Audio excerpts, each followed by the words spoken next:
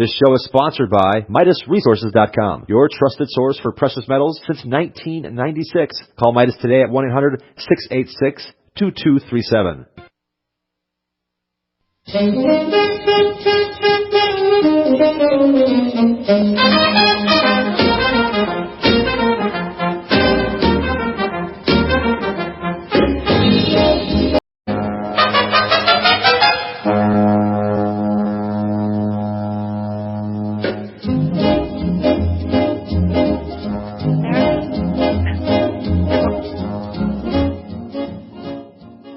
Of Uncommon Awareness. We're up a couple of minutes late here. There's something funky going on with, I don't know, my communications with the studio, so I apologize. Right now I'm hearing things. I'm trying to disconnect, and something's going on, so I apologize. But, Justin, do we have my guest? Is Desert with us right now? Good morning, Desert. It's a funky world, isn't it?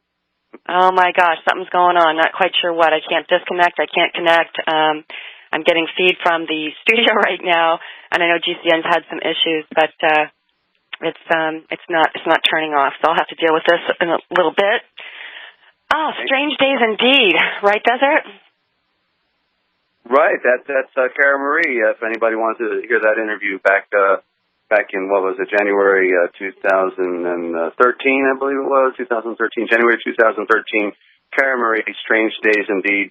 Just do a Google search for Desert Owl, The Forbidden History. I did 2 hours with her. And I'm the most uninterviewed guest in the world, I think, because for as I told you, Lorraine, for about last 3 years I've tried to get interviews emailed about 200 radio hosts, and for some reason nobody wants to talk to me, and I haven't figured out why, other than they don't get it, or they can't get past the name. You know, we're talking about words today, so some people just can't get past a word, and because Desert Owl is a spiritual metaphor, they think I must live in a teepee and smoke the peace pipe or something, and they just don't get it. Their very own names are metaphors as well, but they lost the meaning of it, and that's what we're going to talk about today, the meaning of words. So hopefully, that's right. And I didn't give you a proper introduction, Desert. I apologize because I was distracted with the difficulties we're having here, and I'm trying to reach during the break. I'll have to disconnect the electrical outlet to the brick because I'm getting feed. It's just not my station. I have no idea what's happening here right now. Yeah. So, listeners, I'm doing the show by the phone, and Desert is going to be with me all week. He started off yesterday morning. We talked about the anatomy of a political activist, and he shared some personal experiences in his life when he began to wake up and he began to attempt to teach others what he was learning. It ends in trouble for a lot of people that choose to go this path, or for whom the path is chosen for them. Now, Desert Owl is a collector of lost sacred writings. He's a mythologist, a word etymologist, a symbologist. He's the author of the Real daVinci Code, Etymological Dictionary, the first presenter of the original thought within modern diction. Words, in other words, are his specialty. He's an author, a translator, a historian, and his main body of work, if you want to go, Google him on YouTube, is The Forbidden History. And he has his own radio broadcast, which you can access, TheRealPublicRadio.net, TheRealPublicRadio.net, and he's going to be with us all week. We have several topics for you to just help to flush out the main body of his work. And today we're going to be focusing on words that kill and the Real daVinci Code, the symbolism and the meaning behind words. And I think yesterday, Desert, you did a pretty good job of just, plucking out some words in our conversation and explaining to people what the actual meaning of those words were. We've had other guests on the program that are likewise interested in understanding the real nature of words, meaning words do have an impact on us. They are creating they're creating consciousness is what they're doing. They're moving our consciousness in a particular direction, one way or the other. So it's really very important that we understand the nature of words and how they communicate with us. And I was sharing with you, and you know about this, a Russian scientist figured out that the so-called 97% of our DNA that's junk, get that, is actually follows the rules of language. This is why words have such a powerful impact on us. We are hardwired through our DNA to actually create or to manifest with the use of words. Mm-hmm. Yeah. Right. So, yeah, where do you want to start? Because you've published some dictionaries and you're working on a new dictionary, and you're helping us to understand how words are used to form a type of consciousness that is not intended. In other words, this is not the kind of consciousness we really want to be living with. we want to consciously do consciousness. We want to be conscious is what we want, right. to be conscious of who we are, where we are, when we are, why we are.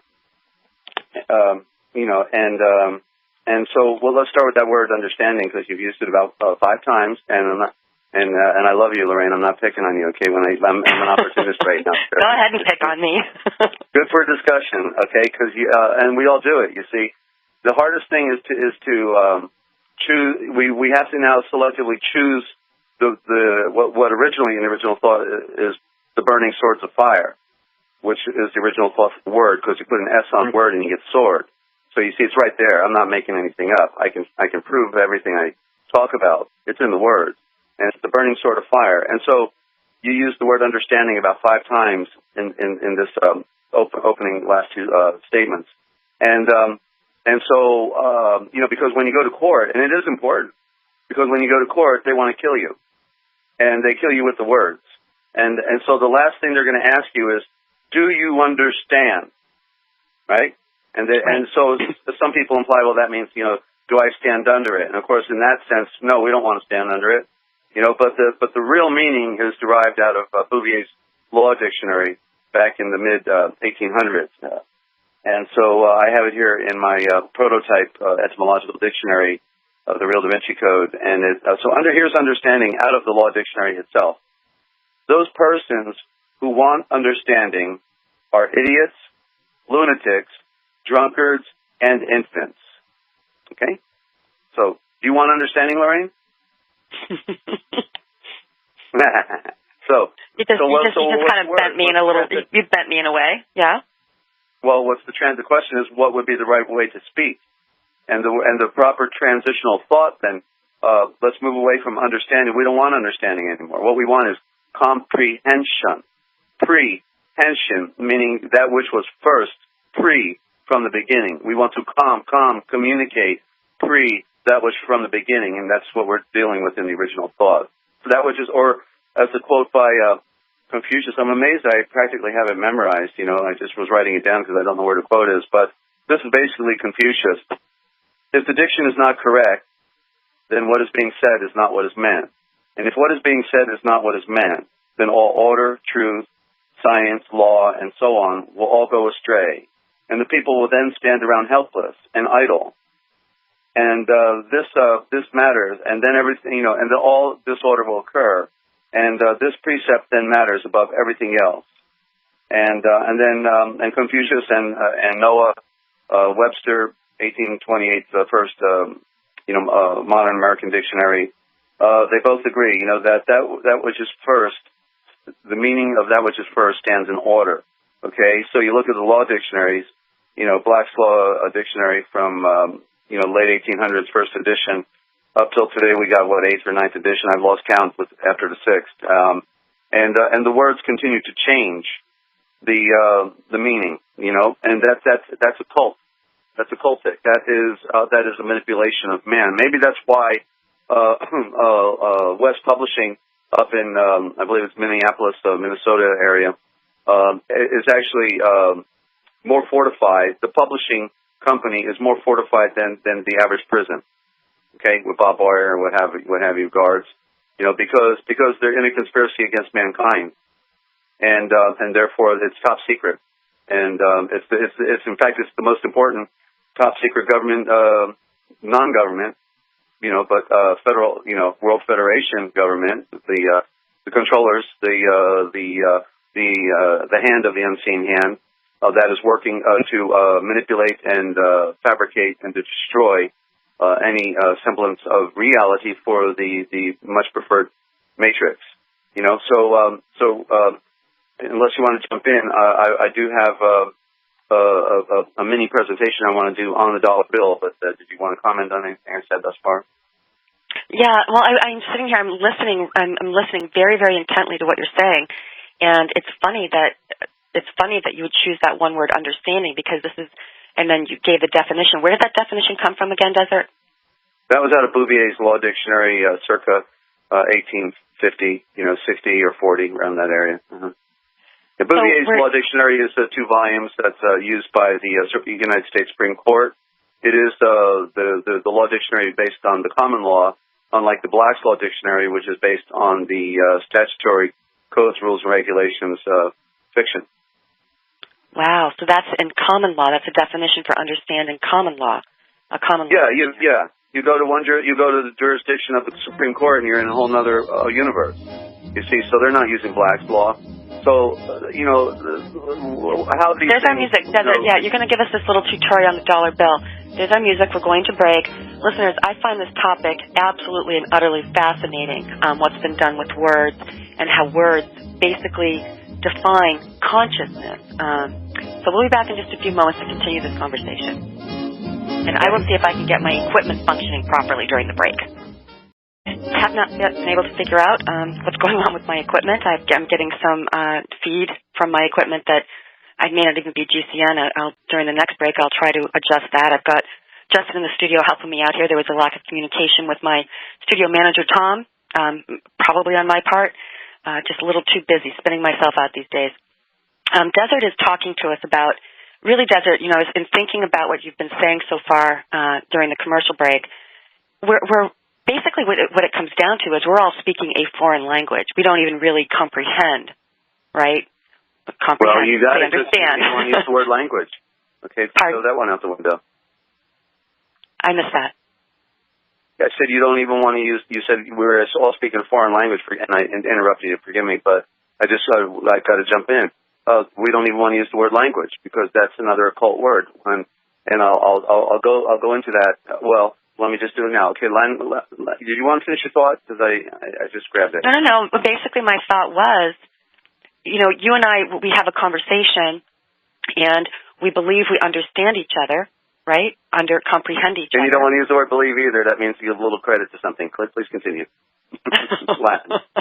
Well, this is what I'm saying is, in essence, none of us really has any idea what we're saying. You got it. That's right. Yeah.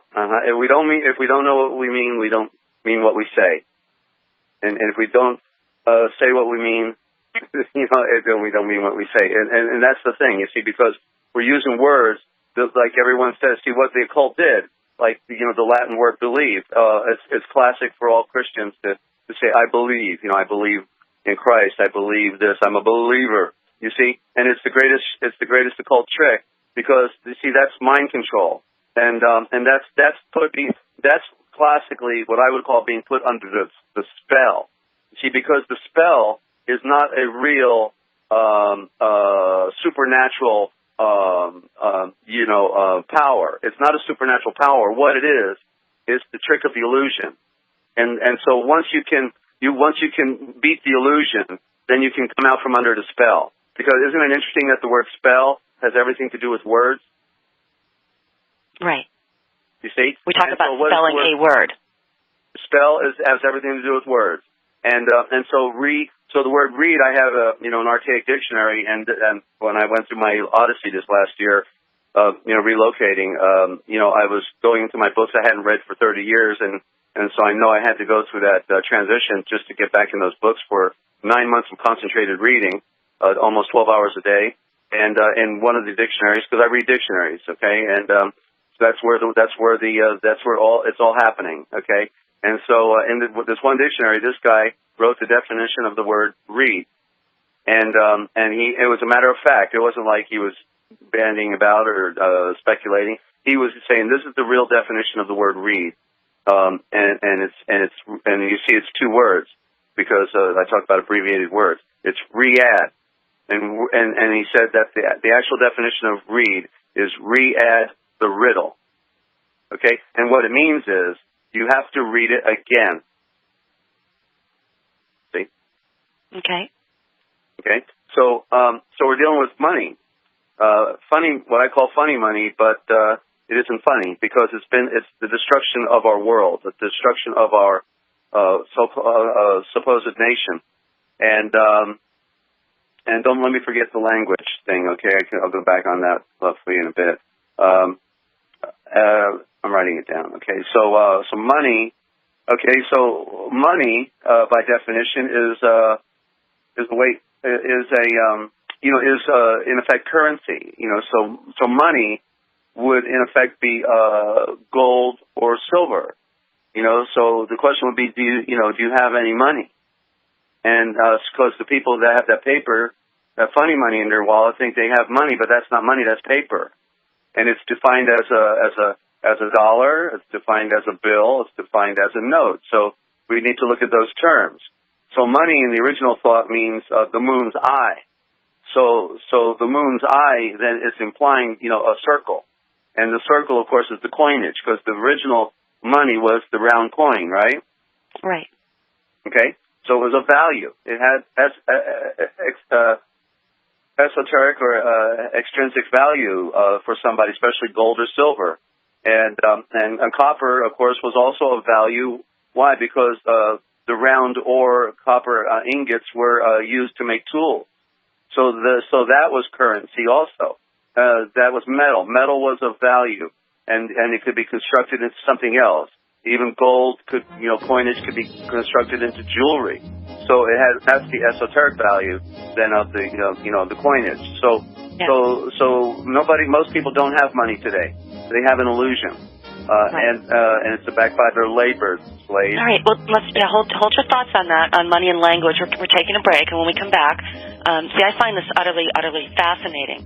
How words do in fact convey the original intent, I guess, behind certain communications. Be right. For the love of clean water.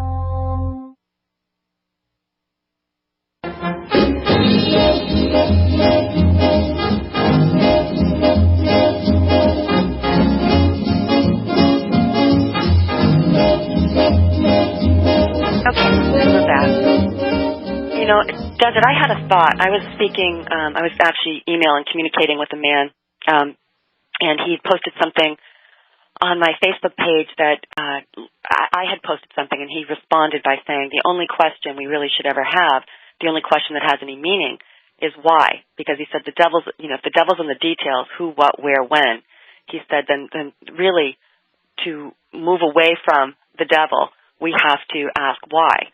And so I know that we're going to be talking about this later on during the week when we're going to get into what's really going on here and who would construct this grand deception. Who is constructing this grand deception? But we're talking about money, and I do want to go back. There is, everyone knows this saying: the root of all evil is money. Money, the root of all evil. And you're helping to elucidate what that really means. Mm-hmm. Yes. Well, okay. So we were talking about the word money. Now, the definition of the word dollar is a doll, is as in the word idol, an idol thing. Doll means round ore. Dollar is round ore. And so again, just like money is the moon eye, meaning, the round thing. So again, money and dollar have synonymous meaning. But more specifically, dollar means round ore. And unlike money, which means moon eye, that's most archaic. That's the most archaic because it's referring to the moon as the symbol of that round ore. So the dollar is the round ore. And what is a round ore? Well, it's a weight measurement. So people, will say, they say, I have $1. Okay. Well, my next question would be, well, $1 of what? Okay. Just like if I told you, Lorraine, I said, hey, Lorraine, I've got 5 quarts. What are you going to think I have? 5 quarts of what? Right? 5 quarts of milk? 5 quarts of oil? You don't know what I've got, right? Right. So I tell you, I've got $5, and the question would be, $5 of what? And so the people, when they say I have $5, they've got $5 of nothing, right? Because it's a round ore. And they don't have any ore. They don't have any metal. They don't have any silver. They don't have any gold when they say they got $5. They got $5 of an illusion. Nothing. Thin air. $5 of thin air. So that's the real nature of the funny money. And so they call it a note. It's a Federal Reserve note. And like how those syrup planters put themselves on the funny money. And when it used to be a United States Treasury note. And the Fed is the World Federation. There's a misunderstanding, miscommunication about that one. See, I used the word too, but we have to use, obviously we have to use these common terms because they're the ones that we do all use and recognize. So I'll still use understanding, and when I'm talking to people, I'll still use the word language, even though, when we talk about it, then we get into the definition. Oh, the definition, that's the French. Sounds like French for the Phoenicians. Oh, they're the ones on using the merchant code. That's the Phoenician alphabet on your driver's license, the definition. See what a code that is? And so note. So what is a note? It's a promise to pay. So let's go ahead and take let's take this note to the bank and say, hey, I want to cash in the note. What are you talking about? Yeah, come on, I want, here's the note. It's a promise to pay. Would you give me my exchange? No, let's call the police. Okay, this guy must be crazy. He's robbing our bank. So it's a promise to pay, but there's nobody going to fulfill the promise. It's another illusion. But there's only one word that does actually correctly define this number one in my hand as a bill. It's a bill, okay? Because the bill, whoever ends up with this bill in his hand is the one who's going to pay the debt. And debt is synonymous with the word dead. And he's dead. Get the picture? Yeah, I'm beginning to see how you're weaving this together.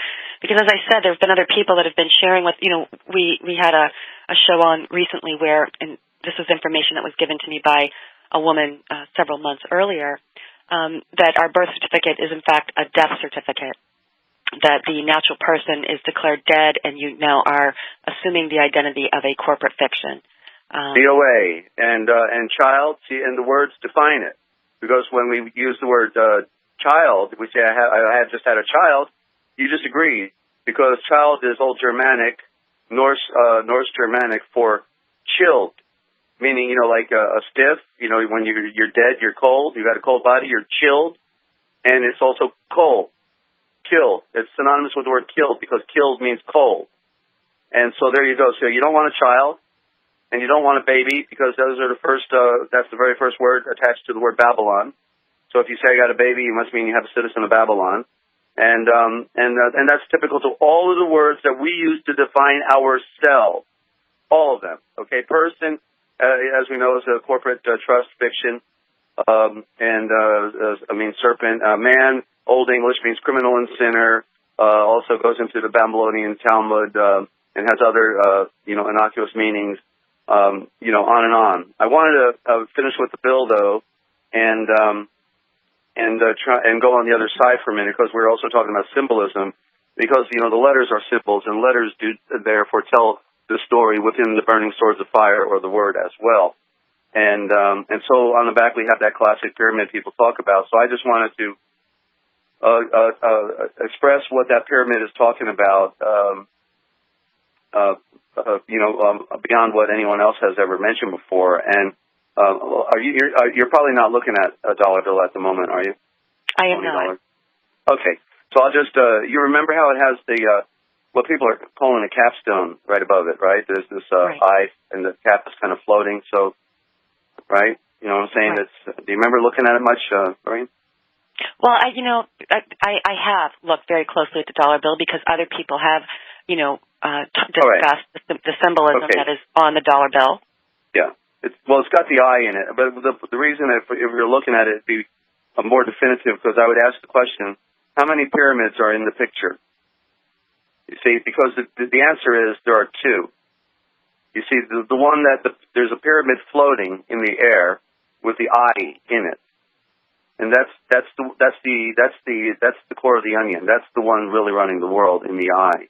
Okay, below there's a gap separating that upper pyramid from the lower pyramid. So you see, there are really two pyramids. When people in their secret societies, in their little stroking rooms, where they have their little power and prestige feelings and think they're so important and they're in some special glee club, and that they're special people on Earth when we're all scum of the earth.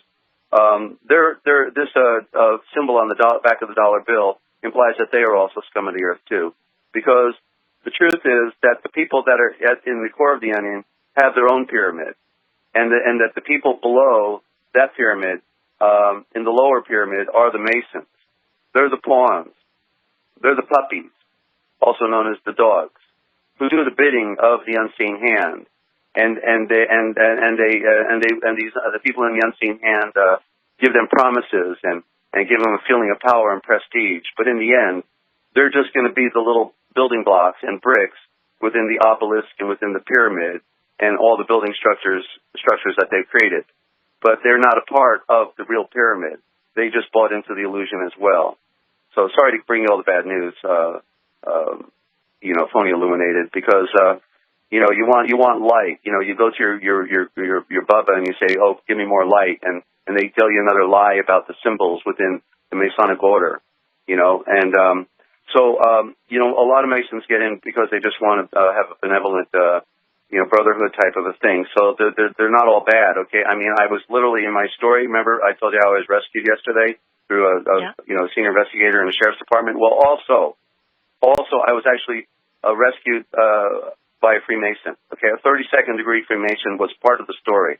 He also went to bat for me because he knew I was innocent. Okay, so there are good Freemasons, and if you're a good Freemason, you ought to come out of Freemasonry because you're part of a cult, a secret military. It is an unannounced secret military in every community of the world. Every community of the world, unannounced, in plain clothes.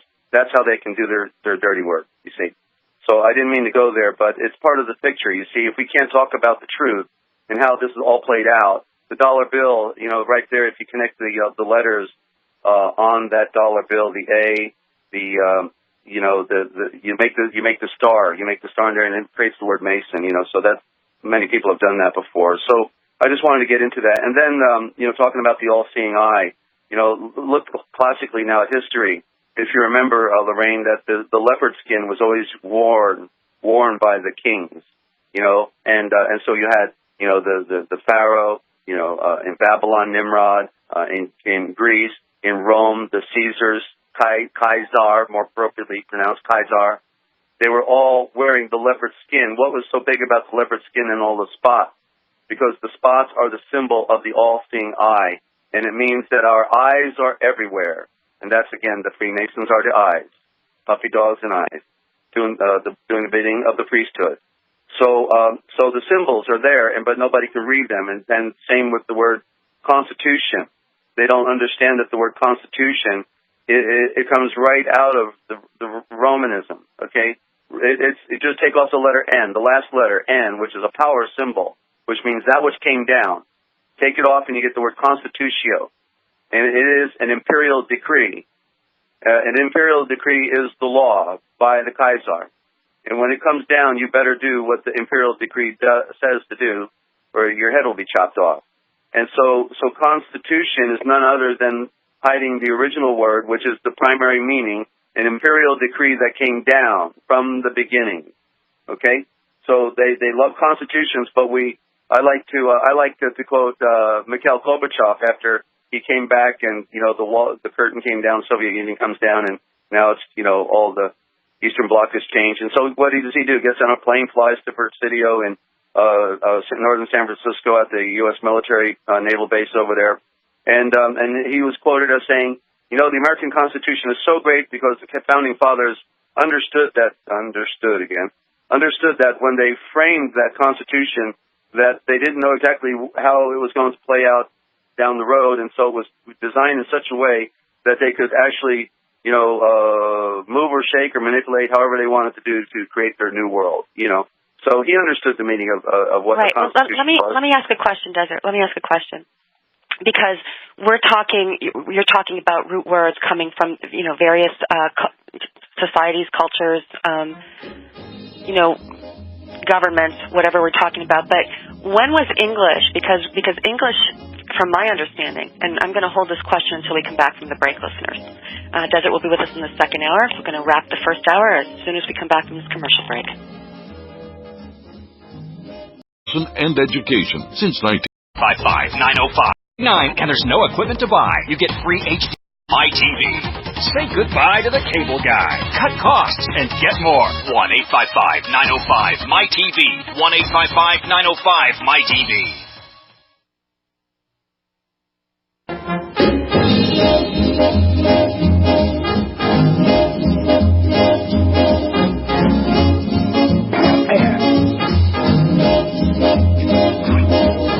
listeners, we're back. And I had a question for Desert. I was, during the break, trying to Google this. Desert, when was English created as a language? Because and correct me if I'm wrong, but it's my understanding that the indigenous languages, that there was a purity if we go way back. And what you're suggesting is that language has perhaps been corrupted for forever.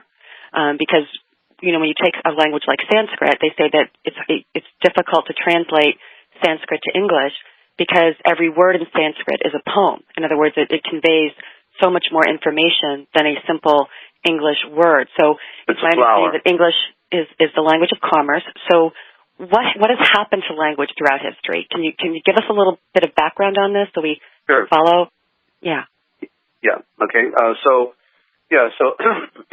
English. First of all, as I talked yesterday about how England was used as the platform to create, to the expansion of the one world order in another overlay, a continual evolution of the one world order in its modern day. So England was used as a platform, and therefore it was determined that this English that occurred, that evolved, would be, the one world form of communication. That's why we see it prevalent now in the world. In fact, we hear about the New Deal that occurred, with Roosevelt in the 33. 33 was when everything really changed with the bankruptcy and everything. And so it was a pinnacle period. And so Wilde, out of England, wrote a dictionary, Cecil Wilde, I believe his first name was, I've got the dictionary. It's the Universal Dictionary of English. And in there, in the back, there's a definition for one world language. He used the word language, which is a corruption. And in there it says a language that is and I'm just paraphrasing off the top of my head best I can, and a language that is engineered for use in one world. So it is engineered, and so English is an evolved a form of communication because at its core it is based upon the Indo-Germanic Indo-Germanic mother tongue. Notice that the word India is there, significant, that it's defined that way by the scholars.